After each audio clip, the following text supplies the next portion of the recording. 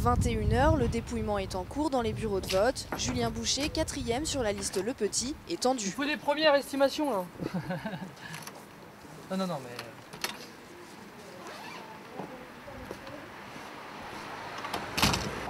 Effervescence au QG de campagne, les bons chiffres du premier tour ont donné ici des raisons d'imaginer l'impensable, le basculement de l'arrondissement.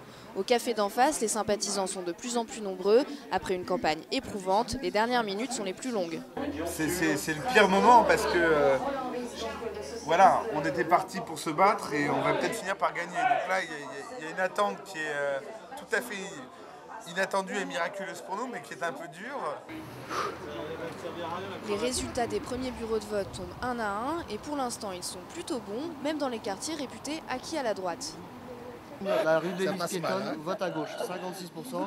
C'est un quartier qui historiquement on votait à droite. Bon là tu nous dis qu'il y a une progression sur ce bureau de vote. Hein. Ouais, d'accord, ça veut dire que le modem s'est bien remporté là. À plus tard. T'as fait combien Si t'as aucune certitude. Ouais, combien alors? C'est bien, mais là il faut garder la tête froide là, sinon on va péter les plombs. Gardez la tête froide et les pieds sur terre, car au fil de la soirée, il faut se rendre à l'évidence. C'est Françoise de Panafieux, la maire sortante, qui reprend l'avantage.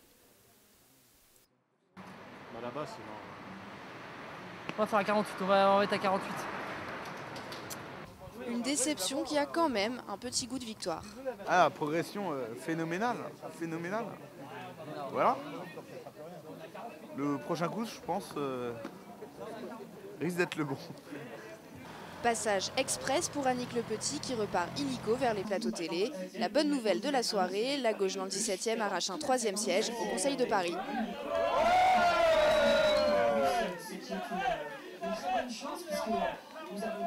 Isabelle Gachet, fraîchement élue, est au centre des attentions. Ce soir, les socialistes ont fait un pas de plus vers la conquête du 17e.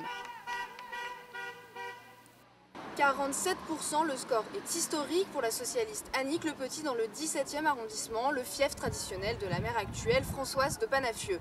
Ici, la droite passe habituellement dès le premier tour. D'élection en élection, la gauche gagne donc du terrain. Elle n'est plus cantonnée à la partie est de l'arrondissement, car on le sait, le 17e est très clivé socialement, avec un est populaire qui a tendance à voter à gauche et un ouest plus bourgeois qui vote à droite. Le clivage tend donc à s'estomper.